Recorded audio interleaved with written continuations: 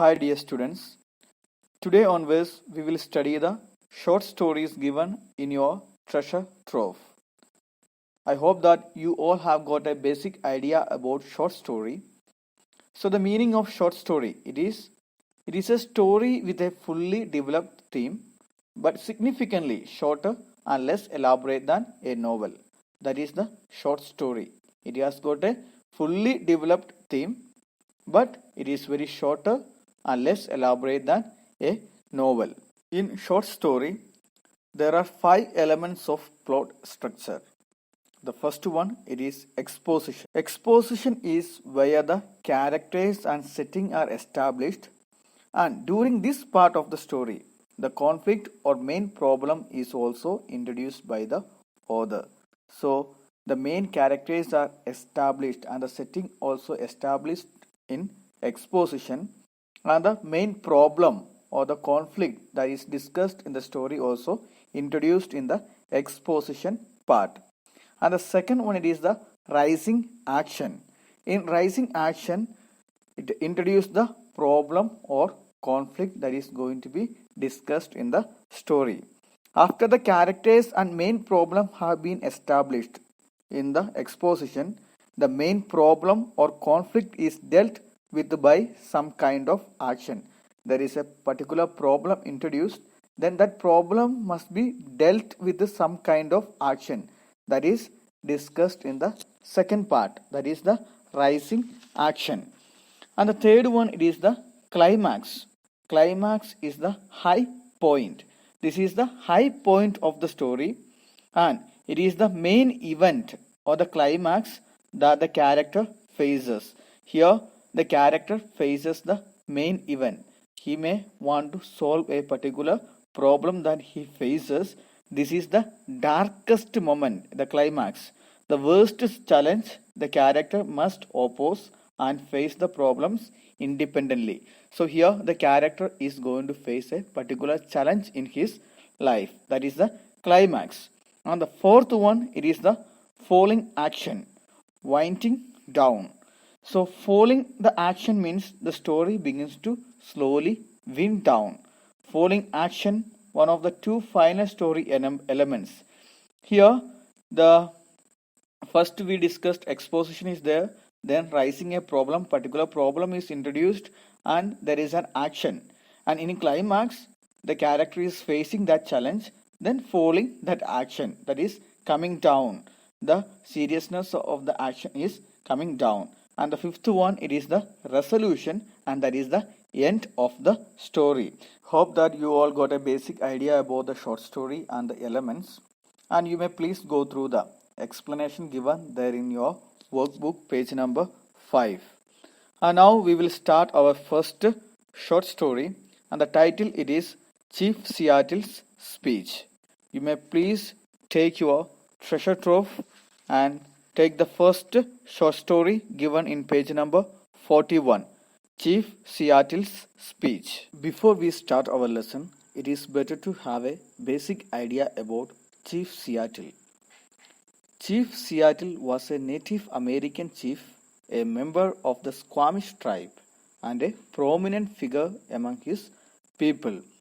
And he was the chief of the vanquished Red Indians, the original settlers or the Squamish tribe. So he was the chief of the Red Indians, and the tribe's name it was Squamish tribe. Before we start our lesson, it is better that you get a basic idea about the background of this speech. The real or the original inhabitants of America was Red Indians. Before 15th century, the original settlers of America, it was Red Indians, and after 15th century or by 15th century, Europeans came to America, and they colonized and they defeated the Red Indians or the original settlers of America, and many of the Red Indians or the original settlers of America fought against the European masters, but the Red Indians or the original settlers and the tribes were defeated by the European masters. So they were at the mercy of European masters or the colonies. So that is the background of this speech or Chief Seattle's speech. And in this speech, Chief Seattle addressed his tribal people to make a reconciliation or accommodation with the European masters because they knew that it is not possible for them to defeat the Europeans. So it is better to have a reconciliation with the European invaders. So that is the matter we discussed here in this chapter.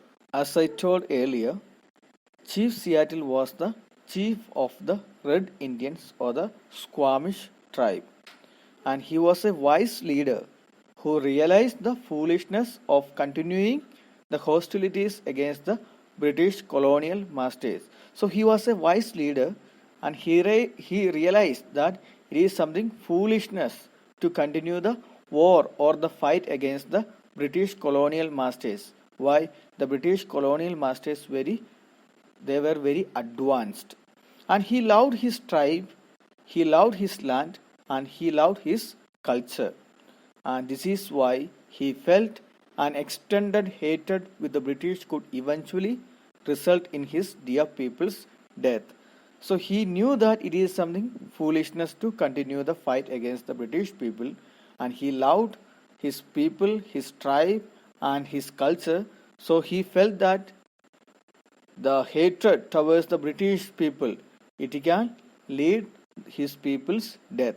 So he thought it is better to stop the fight against the British people. So he led his tribe towards a reconciliation with the new masters. So he thought of making a reconciliation or an accommodation with the British people. And this particular speech given in 1854, it accept the British colonial authority. So here in this, through this speech, he admit or accept the British colonial authority, and he did not show any kind of revenge against the British people.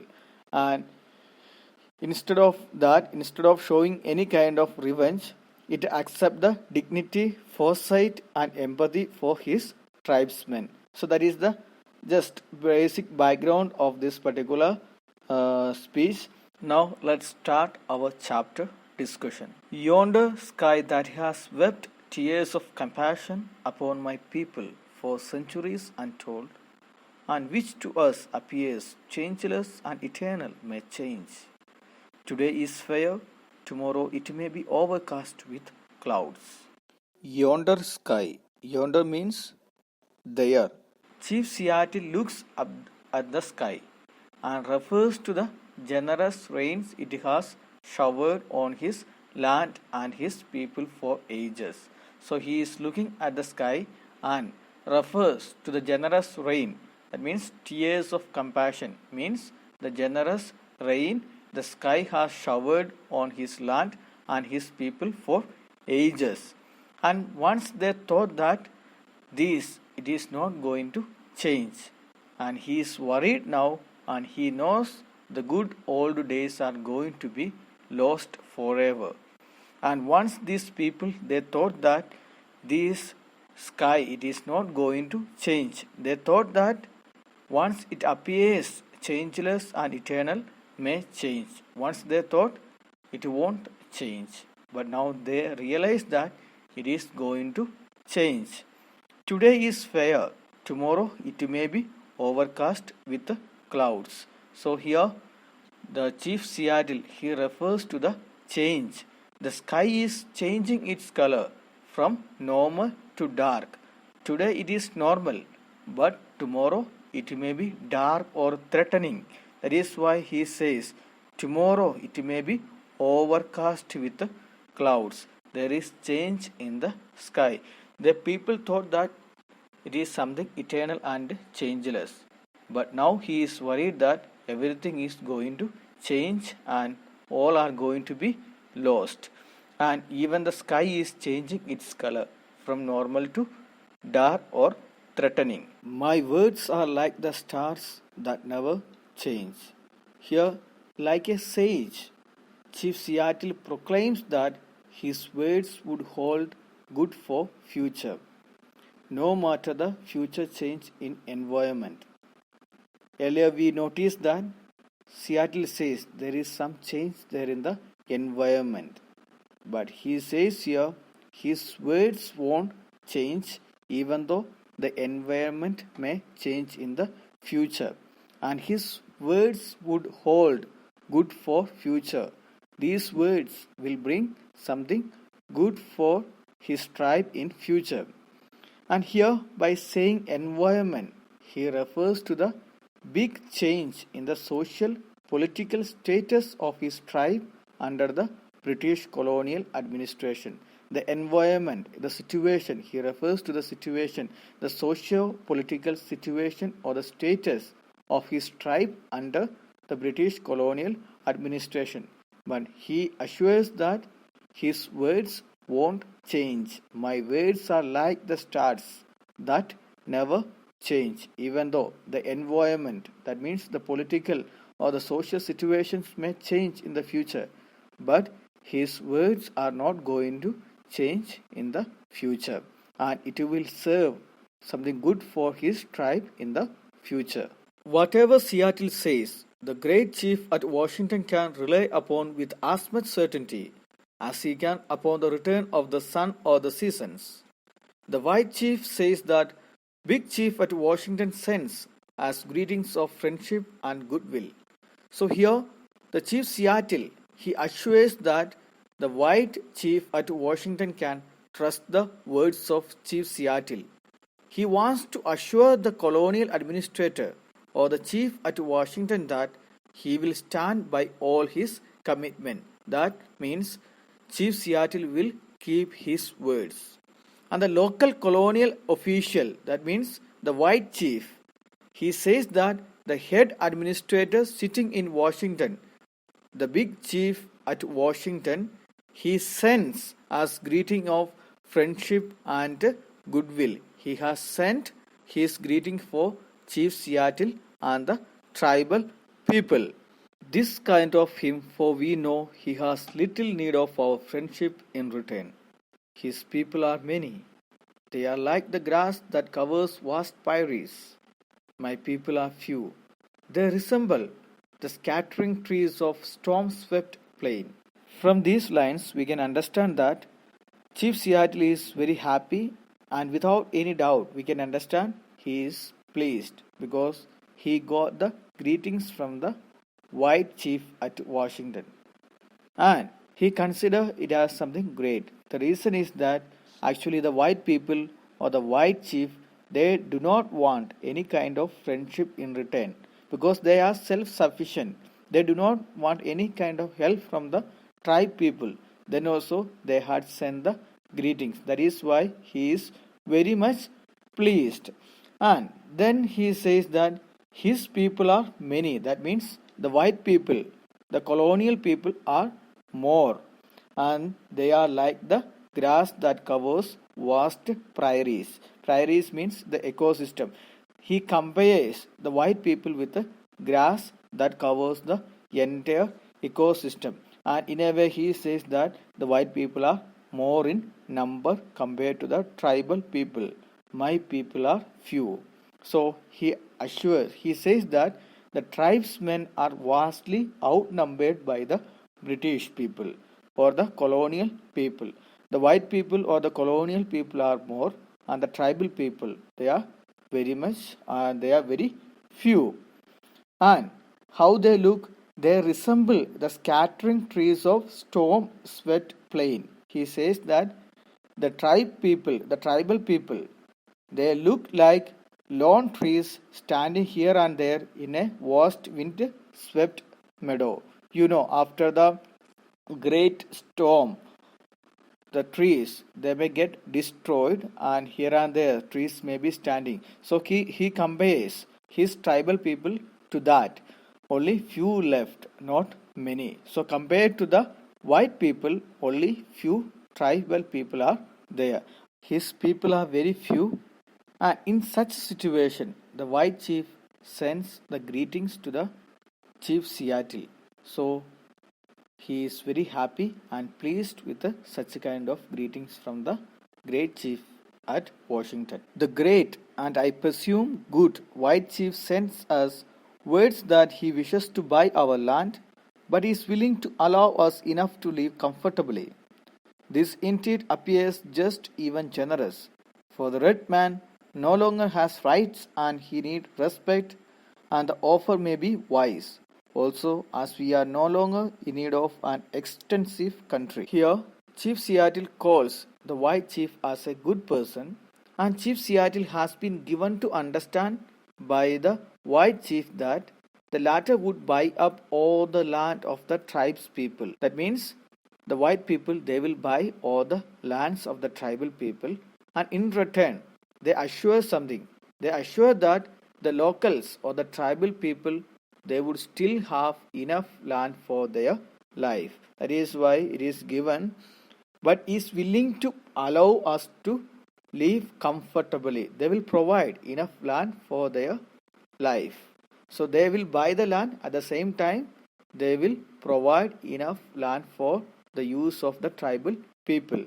And this kind of action, Chief Seattle says that it is something just and even generous.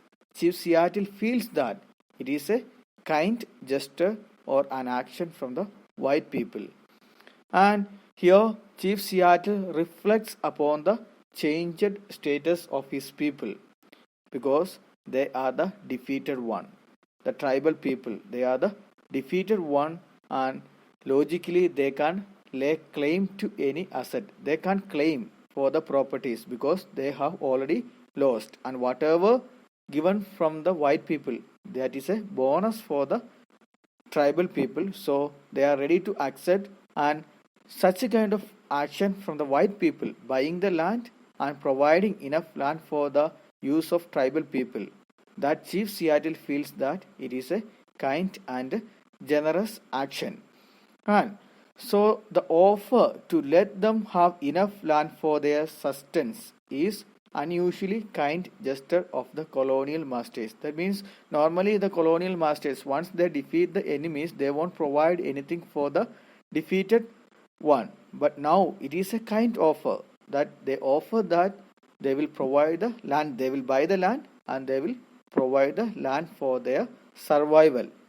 And here it is, he says that actually the tribal people, they do not want any extensive country right now. Extensive means a large country. So this kind of offer put forward by the white people, it is something quite good. So from this you can understand that the Chief Seattle is very happy with and he calls the white chief as a good person, and he says that the white people, they are going to buy the land, but at the same time the white people will provide enough land for the tribal people for their survival.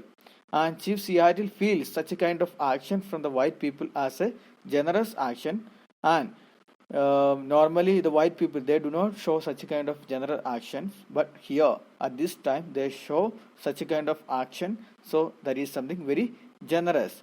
And he admits one thing, that anyway the tribal people, they can't claim for the properties or the wealth. Why? Because they are already defeated by the colonial masters. At the same time he admits that they are very few in number, so they do not want any a large country. So that is the meaning of that paragraph. There was a time when our people covered the land as the waves of a wind-ruffled sea cover its shell-spurred floor. But that time long since passed away with the greatness of the tribes that are now but a mournful memory. Here, Chief Seattle becomes nostalgic as he recollects about the days gone by, the golden days gone by. And he says, there was a time when his people lorded over the landscape. They were filled over the landscape, and there was no one to challenge their dominance. But the chief regrets right now that those times are history now. That means he says, but a mournful memory. All those greatness or the dominance, that became history now, and once upon a time his people were the people, those who filled the entire landscape, but now it became a mournful memory or history. He continues that I will not dwell on, nor mourn over, our untimely decay, nor reproach my pale-faced brothers with hastening it, as we too may have been somewhat to blame. Here, the chief Seattle says that he is not going to mourn over the untimely decay. That means for their destruction, untimely destruction. He is not going to mourn or cry over the untimely destruction.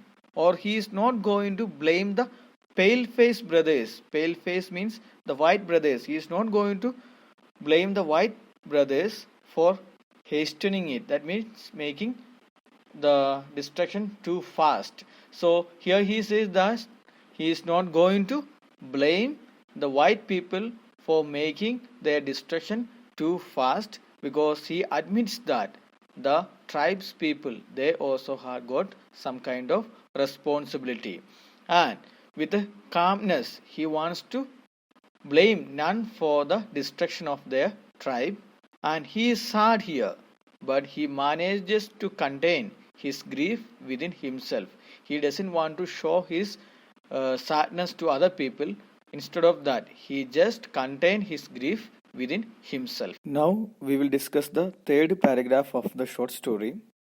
Here, the chief Seattle says that when the settlers of European origin began to unite their existence in the new land, that is America, the Red Indians, or the original inhabitants of America, pushed back with a brutal force.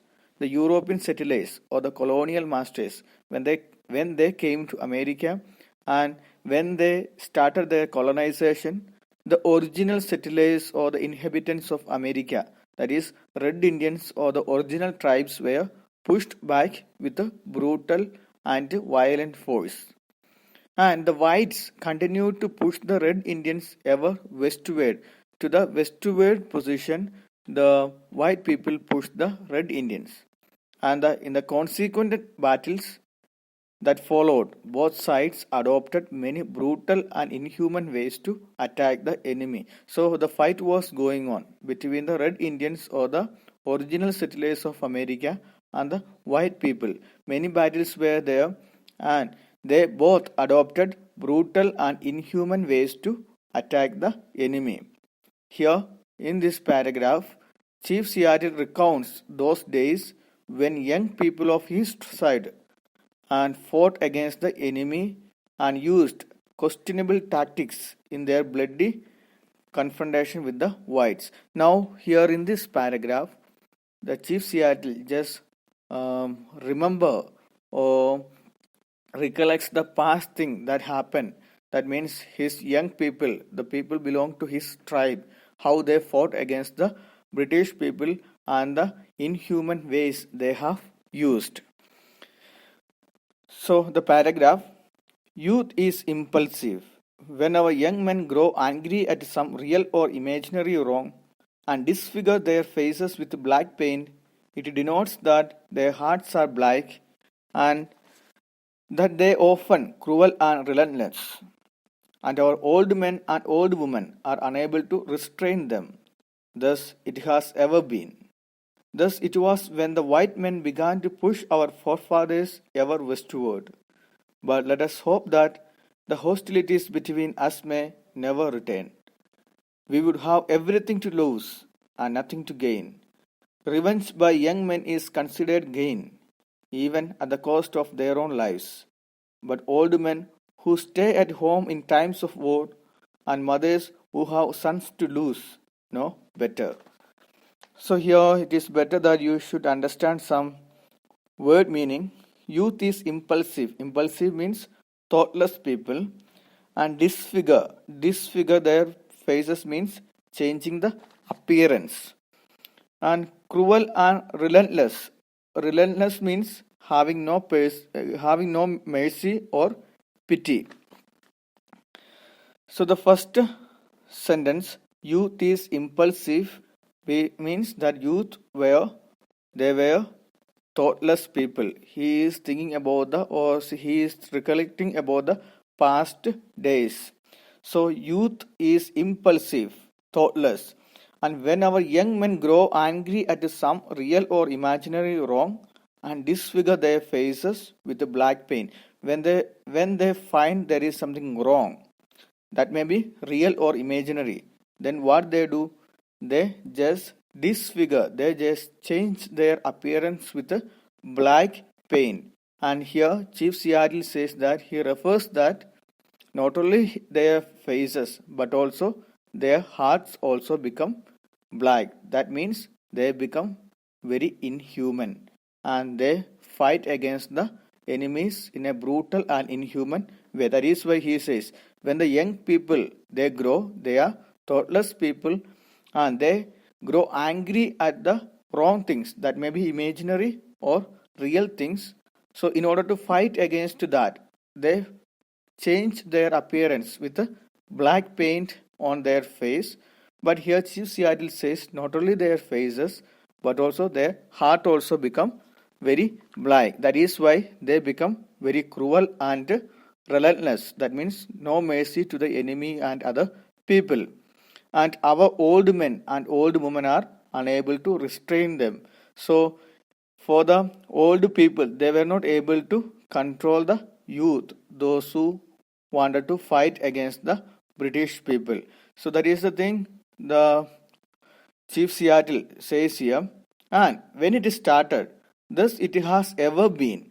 Thus it was when the white men began to push our forefathers ever westward. So such a kind of actions from the youth started when the white men began to push our forefathers ever westward. That means during the time of colonization, when British people came to America, from that time onwards, when the white people came to America, from that time onwards, the white people tried to push the red Indians and the local tribes to the westward location. And from that time onwards, the youth or the people of red tribe, they started to fight against the white people.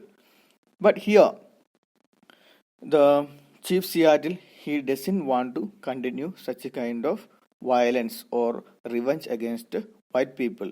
Earlier, it was like that. People many times, they fought against the British people and the white people. But now he says that let us hope that the hostilities between us may never return. No more hostilities between white people and the red Indians. Why he is saying so? We would have anything to lose and nothing to gain, because the red Indians, if they go for the war and the fight, then Chief Seattle knows better that they do not have anything to gain, only the things to lose. Why? Because the British people or the white people, they are so advanced, and if they attack the red Indians, then the existence of the red Indians will be in danger. And if you remember earlier, Chief Seattle said that they are many in number, the white people, and we are very few. By thinking that, he says that we would have everything to lose and nothing to gain. The British people or the white people are so advanced, and it is something foolishness to fight against such a kind of enemy. And here Chief Seattle says that the young men consider the fight against the British people as a gain, even at the cost of their own lives. If they lose their lives, then also they are happy and they feel that it is a gain. But contrary to that one, the old men and the women, they think something different, because they have the sons to lose no better. The old men, those who fought against the British enemies in the past, they know better rather than the youth and the mothers who lost their sons in the battle earlier, they know better. So that is why here he says, but old men who stay at home in times of war and mothers who have sons to lose know better. So because they are vulnerable community who are going to affected after the war, because they may lose their dear ones. But the youth, out of their impulse or thoughtless mood, they start fight against the British and they may lose their life, and they consider it as a gain even at the cost of their lives. But the women and the old people know better that it is not a gain, it is a total loss for the society or the tribe. Fourth paragraph. Our good father in Washington, for I presume he is now our father as well as yours, since King George has moved his boundaries further north, our great and good father, I say, sends us words that if we do as he desires, he will protect us. His brave warriors will be to us a bristling wall of strength, and his wonderful ships of war will fill our harbors, so that our ancient enemies far to the northward, the Hydas and the Cimetians, will cease to frighten our women, children, and old men. Then in reality he will be our father and we his children. Here, our good father in Washington, that is referred to George Washington, the President of America. Here, Chief Seattle calls George Washington as the good father, and he considered George Washington is not only the father of the white people but also the tribal people. That is why he says, I presume he is now our father as well as yours. Presume means I assume. He assumes that George Washington is the father of the tribal people also. And he has already moved his boundaries further north. And this great father, he sends a message. What is the message? If the tribal people are ready to do what he desires, that means what the President of America or George Washington desires, then he will protect the tribal people from all the enemies. That is the offer, or that is the word from George Washington. He sends us a word that if you do as he desires, as the president desires, then the white people will protect the tribal people from all the enemies. Chief Seattle hopes that the military men and the naval ships of the President of America will provide a blanket of protection to the Red Indians against their traditional enemies. From the north, the Hydas and the Cimetians, two enemies, traditional enemies are there, Hydas and the Cimetians. So here, Chief Seattle hopes that the President of America and the white people will protect them from all the traditional enemies. How they will protect? The warriors will be to us a bristling wall of strength. Bristling means a small wall of strength. And his wonderful ships of war will fill our harbors. That will, the ships, the naval ships will help them to fight against the traditional enemies, so that our ancient enemies far to the northward, the Hydas and Cimetians, will cease to frighten our women, children, and old men. So the Hydas and Cimetians, they used to attack the Red Indians or the Squamish tribe, but now Chief Seattle hopes that it is not going to work, because the white people will protect the Squamish tribe, so that the Hydas and Cimetians, they won't fight against the Squamish tribe. And he calls, then in reality he will be our father and we his children. Why? Because here the president or the George Washington, he shows the fatherly care towards the Red Indians. That is why he says he will be our father and we his children. So here from this we can understand that he expects a fatherly care from the American president, and these tribal people, they also believe or consider American president as their own father who will protect them from all the enemies. Chief Seattle continues that, but can that ever be? Your God is not our God. Your God loves your people and hates mine. He folds his strong protecting arms lovingly above the pale face and leads him by the hands as a father leads an infant son. But he has forsaken his red children, if they really are his. Here, the Chief Seattle think that the ethnic adaptation is not possible. But can that ever be? Earlier, we had seen that Chief Seattle says, we are also his sons. and we also call the good father in Washington as our father, just like the white people. But here in this sentence, we can understand that Chief Seattle, he is very prudent and cautious and thinks that such a kind of ethnic adaptation is not possible because the white people and the tribal people, the red Indians, they are different. It is not possible for an adaptation between these two categories. And he hopes that the gods of these two tribes, they are different. The British worship other god, and the tribal people, they worship the Great Spirit. Your God is not our God. And he consider there is a difference in their religion, and the god the tribal people worship is different from the god the white people worship. Here he again says that your God loves your people and hates mine. So he tells to the white people that the God of white people, that God only protect the white people and neglect the red Indians, and the God of white people is not ready to protect the red Indians. And how they protect? How does this God protect the white people? He folds his strong protecting arms lovingly above the pale face. Pale face means the white people. He protects the white people just like a father protect the infant child, and how a father help an infant child to walk. In such a way, such a fatherly care, the God of white people protect the white people. But the Chief Seattle hopes that he has forsaken his red children. But this same God is not ready to protect the red Indians. He is sure that the tribal people won't get any help from the God of white people.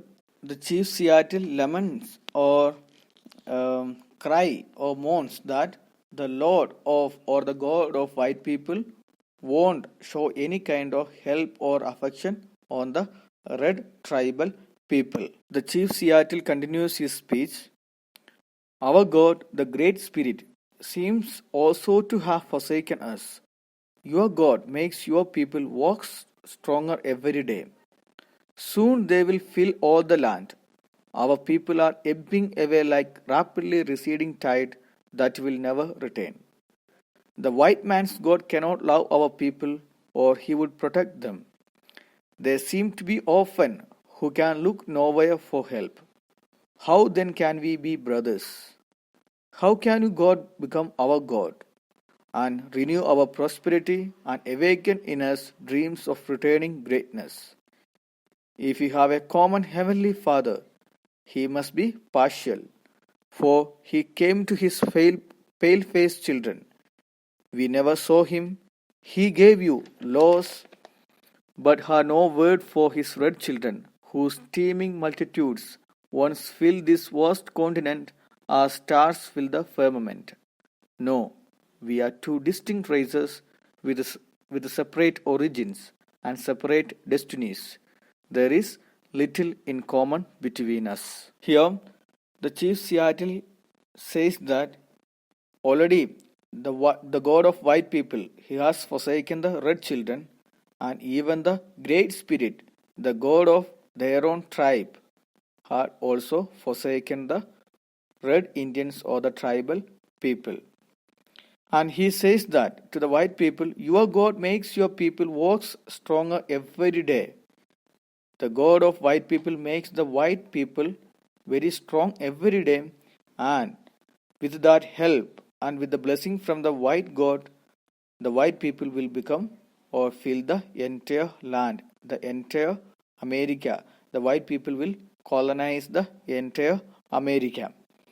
And our people are ebbing away like a rapidly proceeding tide that will never return. Ebbing means move away. Our people, the tribe people, they are just moving away like rapidly receding tide. Receding means moving back. Just like a tide move back, the tribal people, the Squamish tribe people, they are going back, which will never return. And here again he says that the white man's God cannot love our people. The white man's God, he is not ready to love the red Indians, or he is not going to protect the red Indians. Only the white people will get the help. Because of that, they seem to be orphans who can look nowhere for help. Because already we know that the God of white people, he has forsaken the red children, and the great spirit, God of tribal people, he also forsaken the tribal people. That is why the tribal people become orphans who won't get any help from any place.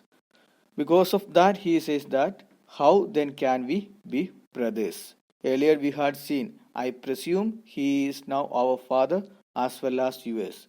If the same father, then the white and the tribal people are brothers. But here, Chief Seattle says that, how can we be brothers? The reason is that the God of white people, he is not protecting or loving the red people. And how can your God become our God and renew our prosperity and awaken in us dreams of returning greatness?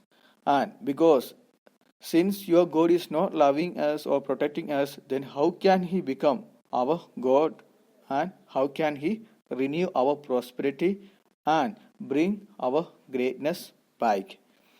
If we have a commonly heavenly Father, he must be partial, for he came to his pale-faced children, we never saw him.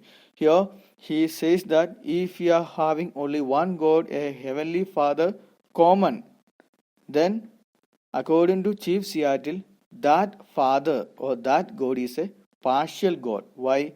Because that God helps only the pale-faced children. That means only the white people, and he never helped the red Indians. That is the difference between the red Indians and the white people. He feels that the God, if we have a God in common, or father in common, then that father is a partial, that father is showing a partiality, and he must be partial because he only loves his white people, not the red people. We never saw him. The tribal people never saw him, and they did not get any help from the Father or the God. That is why he is saying that God is partial. He gave you laws but had no word for his red children, whose teeming multitude once filled this vast continent as stars fill the firmament. The white God, the God of white people, he always protects the white people. And the Chief Seattle believes that if there is a common God, then that God is partial, because the white people, the only the white people got the laws from that God. The God gives laws only to the white people and no word for his red children. The same God is not having or showing any mercy for his red children, and whose teeming means crowded multitude, that many, the red Indians, they were many in number once, but now they are very few. Once they fill this continent as stars fill the firmament. Firmament means sky. One, just like the stars fill the sky, the red Indians were there abundant in number once upon a time, but now they are few, and these tribal people never got a word from the God or the Heavenly Father. Because of these reasons, he believes that the two races can never be integrated. They cannot be adapted. These two races cannot be integrated. No, we are two distinct races with separate origins and separate destinies.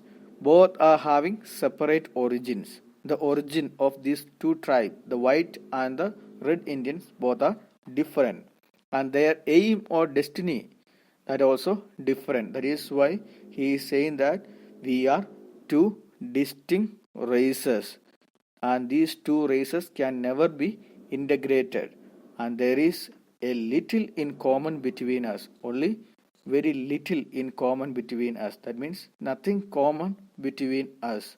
We are separate tribes. We are having separate origin and we are having separate destinies. So here in this paragraph, he says that there is a greetings and a message from the father from Washington, and even the tribal people consider the father at Washington as the father of their own tribe. And he says the father in Washington says that he will protect the tribal people if they do according to the will of the father in Washington. And he will protect from all the enemies, all the tribal enemies. But then the chief Seattle goes on telling that we can't be brothers any longer because we have got differences. The God of US only protects you and he is not protecting the Red Indians. And again he says, if there is a common God, then that God is a partial God and he is only taking care of the white people and he is not taking care of the Red Indians. Because of these reasons, he believes that the two races can never be integrated and can never have a common destiny. Fifth paragraph. To us, the ashes of our ancestors are sacred and their resting place is hallowed ground. You wander far from the graves of your ancestors and seemingly without regret. Your religion was written upon tablets of stones by the iron finger of your God so that you could not forget. The red man could never comprehend or remember it. Our religion is the traditions of our ancestors, the dreams of our old men, given them in solemn hours of the night by the Great Spirit, and the visions of our sachems, and is written in the hearts of our people. Here, with a sense of hurt pride, the Chief Seattle says about the differences between the two religions, the religion of the white people and the religion of the Red Indians. The religion of the white people, that is Christianity, and the tribal people or the Red Indians, they follow the ancient religious practices. So here he outlines the differences between Christianity, that means the religion of the white people, and the ancient religious practices of his tribe.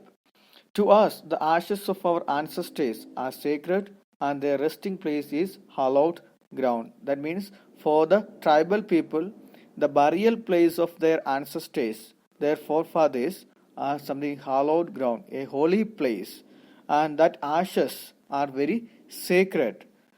But according to Chief Seattle, for the white people or the people those who follow Christianity, you wander far from the graves of your ancestors. Wander far from means move away from the graves of your ancestors and seemingly without regret. Without any kind of regret, they move from, the white people move from the burial place of their forefathers and the ancestors, and they are not ready to be there with their tradition, their ancestors, or the near, they are not ready to live near to the burial place of the ancestors. In Christianity, the second thing we can notice that in Christianity, the sermons or the laws are written on stone by God himself so that the followers recite and memorize them. That is the thing here he has given. Your religion was written upon tablets on the stone. Tablet here means on the stone by God himself, by the iron finger of your God, so that you could not forget. Since God has written the laws and your religion, you won't forget about that one. But the difference between the red people is that the red man could never comprehend or remember such a kind of laws. Okay. And the colonizers, being Christians, they bury their dead and put a tombstone to mark the spot. And after a period of time, everything about the dead man is forgotten. That is the thing it is given. You wander forth from the graves of your ancestors and seemingly without regret, they move away from the burial place. But these tribal people, what they do, they live near the place of burial and they are not ready to move away from that place. For the tribal people, the dead ancestors are just like gods, and they may protect and bless their children, descendants. So, in a way, he noticed there is a difference between the religion of the red Indians and the religion of the white people, the religion of Christianity and the ancient religion of the tribal people. First, we have seen these tribal people, they always respect the ashes of their ancestors and consider the burial place as a holy place. But in Christianity, after the burial, they move away from the burial place and they just place a tombstone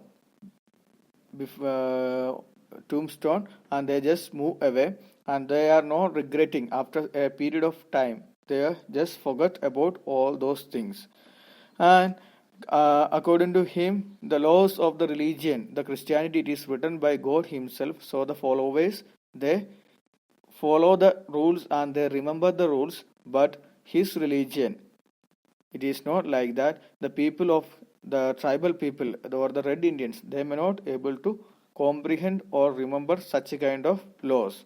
And our religion is the traditions of ancestors. So the religion of the tribal people, what is the religion?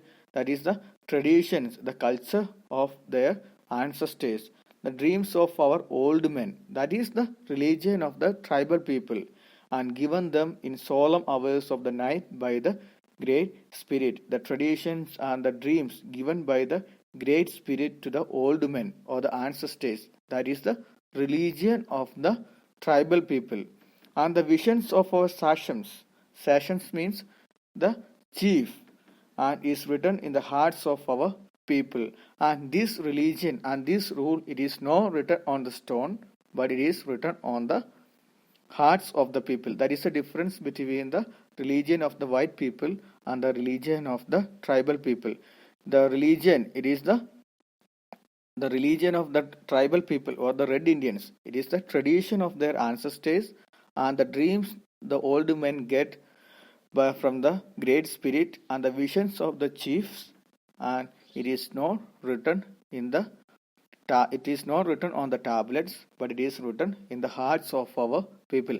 So I hope that you understood the difference between the religion of white people and the religion of the red Indians. That is very important point. You should note very well.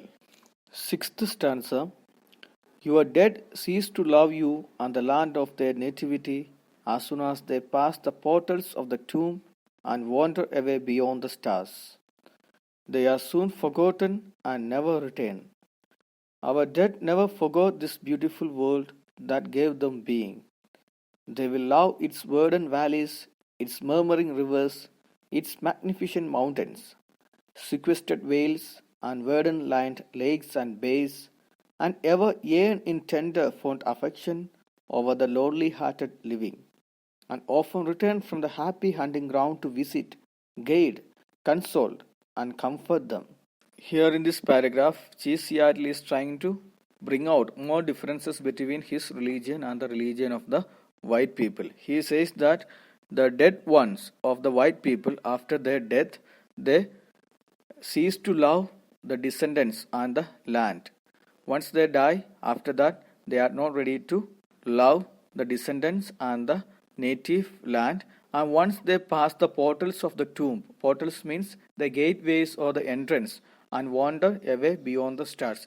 They leave the mother earth and they just wander, move away beyond the stars, their new dwelling place, and they never return to look after the well-being of their descendants. That is the thing we can notice from the white people. Once they die, the white people, their ancestors, once they die, your dead cease to love. Once they die, they never love their beloved ones, their descendants, and they won't love their nativity or the land. One they just wander away beyond the stars. They are soon forgotten and never return. They won't remember the descendants, and the descendants also will forget the ancestors, and they will never return. Once they die, they will never return to the world in order to take care of the well-being of the white people. But contrary to that, we can find a difference here, that our dead never forget this beautiful world that gave them being. The white people, the dead one of the white people, they forget the land, the beautiful world. But here, Chief Seattle says that our dead, that means the people, those who died from the Red Indians, they won't forget the beautiful world that gave them being. Being means existence. The land which gave them life, the Red Indians, they are not going to forget even after their death. And even after the death, they still love its verdant valleys. Verdant valleys means the valleys which are rich in vegetation.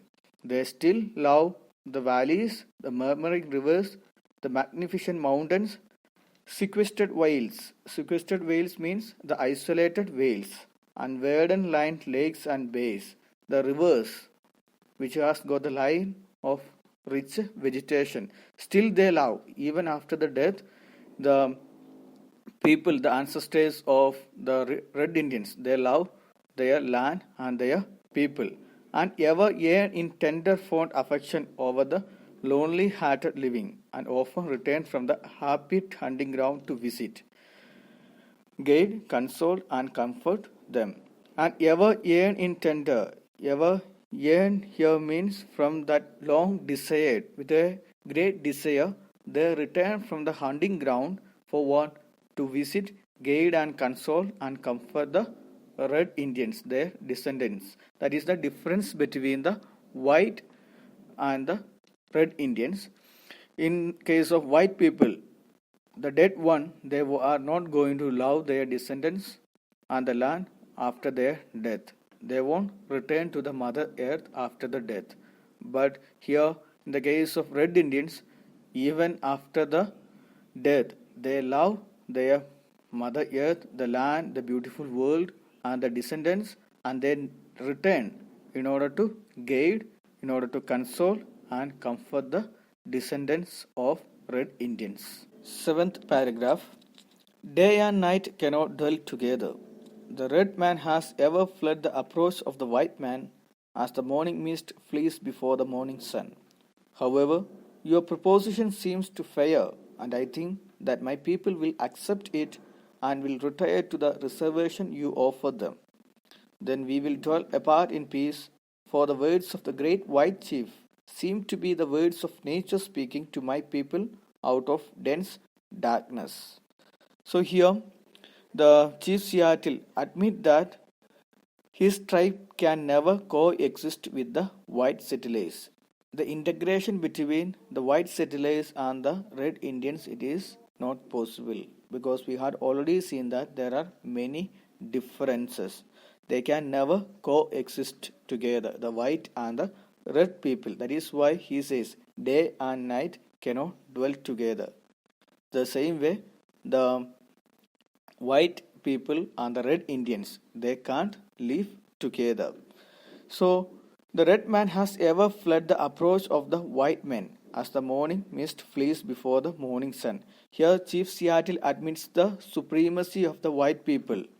The red man has ever fled. They always used to move away, frightened with what?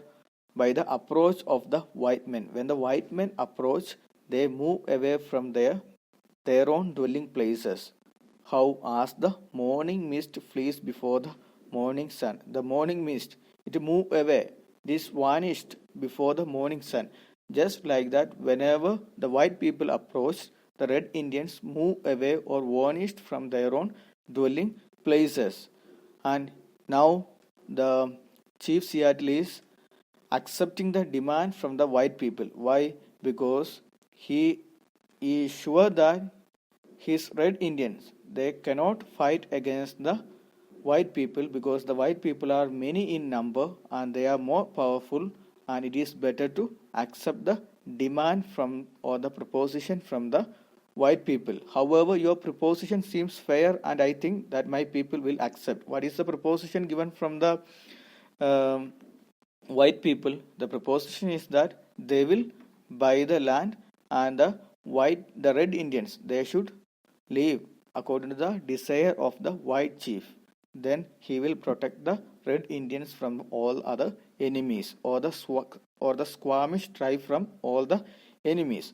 However, your proposition seems fair, and I think that my people will accept it and will retire to the reservation you offer. The kind of help you offer to the red Indians will accept. Then we will dwell apart in peace, for the words of the great white chief seem to be the words of nature speaking to my people out of dense darkness. So, out of dense darkness here means now they do not have any hope. Without any hope, they are living their life. They are leading their life. In that one, the white chief gives an offer, and this is a hope. This offer is a hope. That is why he says, it is speaking to my people out of dense darkness, and he is offering a kind of help to the red Indians. And he is saying that the red Indians or the Squamish tribe is ready to accept the proposition given from the whites, or especially from the white chief, because he feels that the offer or the proposition, it is something generous and kind. Eighth paragraph. It matters little where we pass the remnant of our days. There will not be many.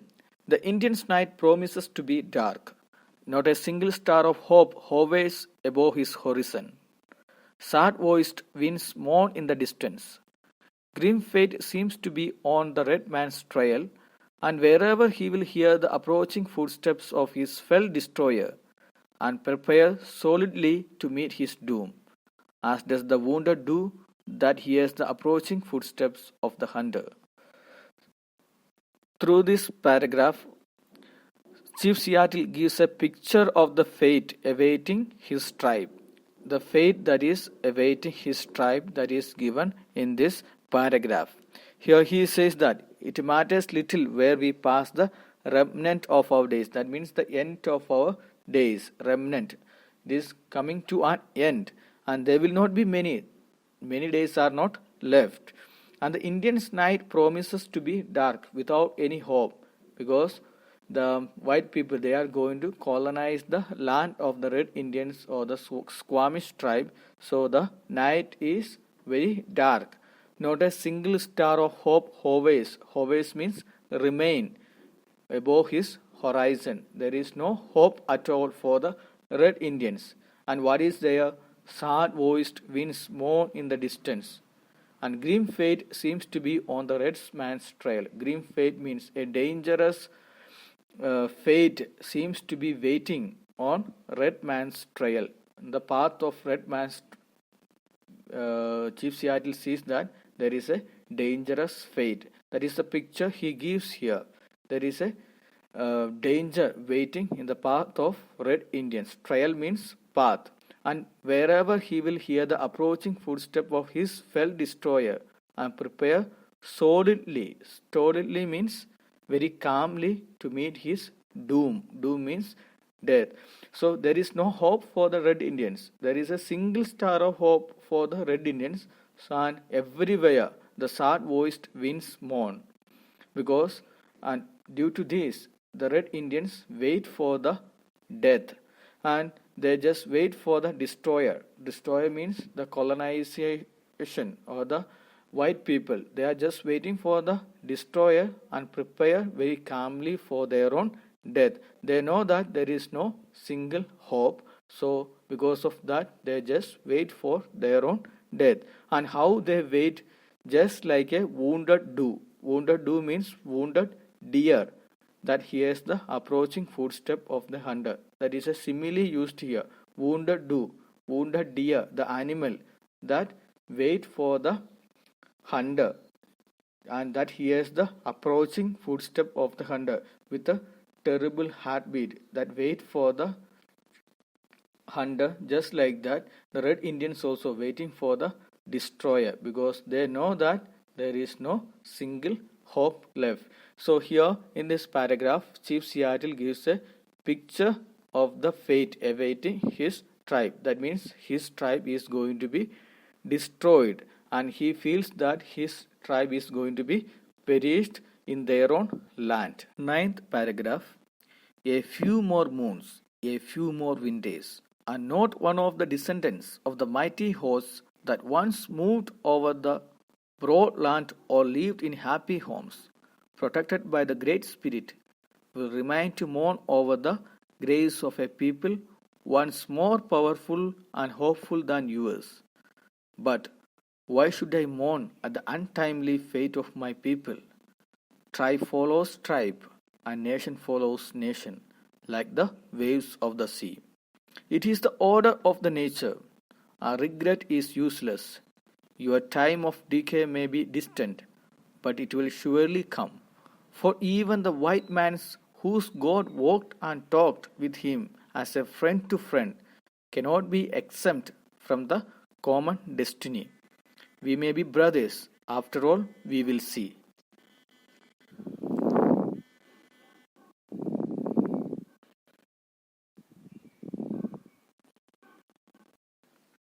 Your time of decay may be distant, but it will surely come. For even the white man, whose God walked and talked with him as a friend to friend, cannot be exempt from the common destiny. We may be brothers, after all, we will see. Here in this paragraph, Chief Seattle continues to give the fate awaiting his tribe. He is very conscious about the fate awaiting his tribe, and he is saying that a few more moons or a few more winters only left. And what is going to happen here? No one would be there to mourn these people when they lie in their graves. Here, Chief Seattle says that nobody will be there to mourn for the dead ones after few moons or after few winters. That means here he says, are not no one of the descendants of the mighty host that once moved over the broad land or lived in happy homes, because no descendants will be there. They will perish and they will be extinct from the land. Because of that, no one will be there to mourn over the grace of a people once more powerful and hopeful than yours. That is the fate of his tribe that is going to extinct from the land. And Chief Seattle is very much aware about that one. And again he says that, but why should I mourn at the untimely fate of my people? Tribe follows tribe and nation follows nation, of like the waves of the sea. It is the order of the nature, and regret is useless. But he consider it as an order of the nature, because every race has to face fortune and failure alternately. Once upon a time, the Red Indians, they were having all the fortunes, but now they are facing the failure, and that is the order of the nature. The one that ascend must descend, just like the waves of the sea. Once they come to the shore, and after that they return. The same way, the race has to face fortune and failure alternately, and there is the one that ascend must descend in the future. So that is the order of the nature, and there is nothing to regret about that. And he says to the white people that your time of decay may be distant. It may be far away, but it is sure that it will come. The decay, the total destruction, it will come. The red people also once thought that they are the fortunate people in the world, but their time for decay came right now. But he is addressing to the white people, your time for decay, it will also come. It may be distant, it may be far away from you, but once it will surely come to your life. And even your God is not an exempt from the common destiny.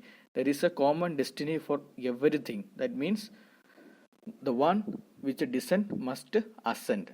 That common destiny is for everything, and there is a fortune and failure also. So it comes alternatively, and there is no exception for his God or the white people's God.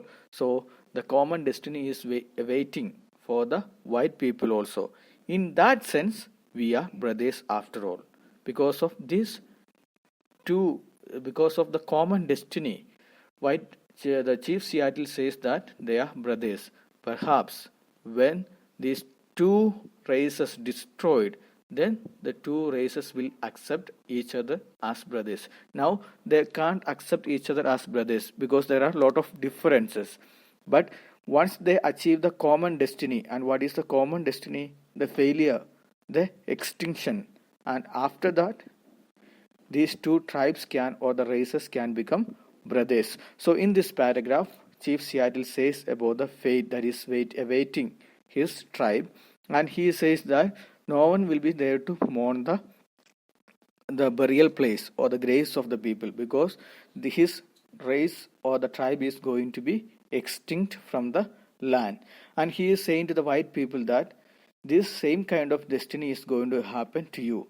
It may be far away from you, but it will come to you once. And after that, once this common destiny is achieved, then they can be called as brothers. 10th paragraph. We will ponder your proposition, and when we decide, we will let you know. But should we accept it, I here and now make this condition that we will not be denied the privilege without molestation of visiting at any time the tombs of our ancestors, friends, and children. Here, Chief Seattle says that they need time to think about the proposition given by the white people. You know what is the proposition that was given by the white people. And in order to accept this proposition given by the white people, the Chief Seattle or the tribal people, they have got a condition. What is the condition? That we will not be denied the privilege without molestation of visiting at any time the tombs of our ancestors, friends, and children. That means he wants unrestricted access to the tomb of the tribes, many dead ancestors. That is the condition. He wanted access to the tomb of the ancestors. It may be ancestors, friends, and children. That is the condition given by the Chief Seattle. And then he continues, every part of this soil is sacred in the estimation of my people. According to my people, every part of this soil, that is something very sacred for my people. And every hillside, every valley, every plain and grove has been hallowed by some sad or happy, even days long vanished. So he is recollecting the past things, and he says that every hillside, every valley, every plain and grove, and that became sacred. How it became sacred? By some sad or happy memories that already passed. And even the rocks, which seem to be dumb and dead, as they swelter in the sun along the silent shore, thrill with the memories of stirring events connected with the lives of my people. And here he says that even the rocks that swelter means boiled or roasted under the sun, even that has got a story to tell. And they also thrill with memories of stirring events that happened, that connected with his people or the tribal people. And again he goes on saying that the very dust upon which you now stand responds more lovingly to their footsteps than yours. The very dust also has got certain stories to tell you, and they respond more lovingly to the footsteps of the tribal people than the yours. Okay, according to him, according to Chief Seattle, he says that the soil, even the soil, respond very well to the tribal people rather than the white people, because it is rich with the blood of our ancestors. Why he is saying that? Because this soil is very rich with the blood of the Red Indians tribe, the ancestors.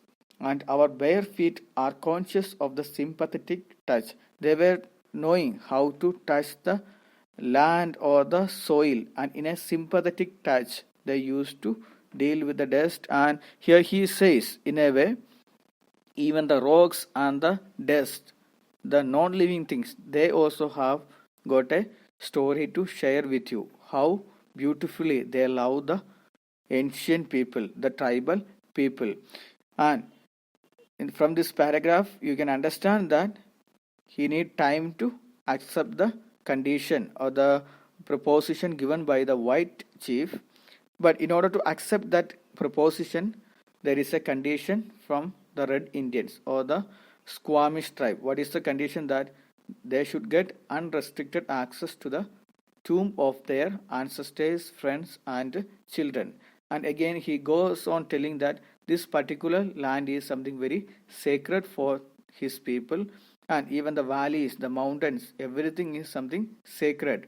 And from everywhere, they get a beautiful memories. Even the rock or the dust have got a story to share about the ancestors, especially about the Red Indians.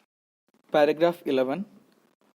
Our departed braves, fond mothers, glad, happy-hearted maidens, and even the little children who lived here and rejoiced here for a brief season, will love this somber solitude, and at eventide they greet shadowy, retaining spirit. Somber solitude means deep shadow, with deep sadness, and shadowy means filled with a shadow. So here, Chief Seattle says that every one of the red tribesmen communities drew their nutrition from the land and the environment. They got everything from the land and the environment, and they are very happy with that one. And they lived, played, danced, and rejoiced in the lap of this sacred land. The affection towards the land, it is given here. The people, even the mothers, the maidens, the young girls, and the children, they rejoiced, played, lived, and danced in the lap of this sacred land. And they mingled with the spirit joyfully without no fear, because they knew the affection of the spirit. So that is the thing Chief Seattle gives in the first sentence of the first 11th paragraph. That means he says that they got, the tribal people, the Red Indians got everything from the nature, and they enjoyed and danced and rejoiced in this sacred land. And then he continues that, and when the last red man shall have perished, and the memory of my tribe shall have become a myth among the white men, this shore will swarm with the invisible dead of my tribe. The swarm with the invisible means it will be filled, large group of dead bodies they could find there in the shore of the beach. Here he says that in a way Chief Seattle is filled with anguish, and he imagines that sooner than later the last member of his tribe would depart. That means destroyed. And what will happen later? Gradually, the memory of the red people will fade from memory, and these white people, they are not going to remember anything about the Red Indians, and it will become a myth among the white people. He is thinking, and he is having an idea that the Red Indians is going to destroyed or departed from the land forever, and the memory of the red people will fade from the memory of the white people, and it will become a myth for the white people. And he says, and when your children think themselves alone in the field, the store, the shop upon the highway, or in the silence of the pathless woods, they will not be alone. He assures that in future, when your children are walking alone, and whenever they feel that they are alone, but Chief Seattle says that, or assures that, they won't be alone there. Why? Because the ghost of the Red Indians will be there. He says that time will come when no one will remember anything about the red people. However, the ghost of the red tribe would never abandon the land. That is why he is saying that they will not be alone. The children's of white people, the grandchildren, when they walk and when they feel that they are alone in future, then Chief Seattle says that actually they are not alone, and they are not in solitude, because in all the earth there is no place dedicated to solitude. In all the earth there is not a place called isolated. Everywhere someone is there, and here the ghost of the Red Indians are there. At night, where the streets of your cities and villages are silent, and you think them deserted, they will throng. Throng means filled with a returning host that once filled them and still love this beautiful land. The white man will never be alone. He assures that the white man, he won't be alone because the spirit of the red Indians or the ghost of the red Indians, they will return to the land. Even if the cities and the towns come up in the land, the ghost will continue to wander the roads and highways at night. That is the point he makes clear here. And where he says that the people of the Red Indians or the Squamish tribe, they got everything from the nature and they led a happy and rejoiced life here on the lap of this sacred land. And he is sure that the last, his tribe will get destroyed in future. And once the last member is destroyed, it become the Red Indians. The tribe will become a memory or a myth among the white people. And he says that whenever the grandchildren of the white people feel that they are alone, then he says they are actually not alone. They won't be alone because the ghost of the Red Indians or the tribal people will be always there. And there is not a place called isolated because someone will be there always. The ghost of the Red Indians will come even to the cities and the towns, and it will be helpful for the white people, and the white people will be never left alone. The last paragraph, let him be just and deal kindly with my people, for the dead are not powerless. Dead, did I say? There is no death, only change of words.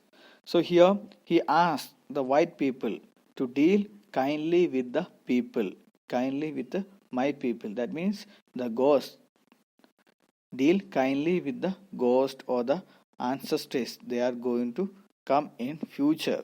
Let him be just and deal kindly with my people. Be just and deal kindly with my people, for the dead are not powerless. He says that this immortal being has got some powers. This ghost has got some powers and they are not something powerless. Because of that, the white people should deal kindly with my people.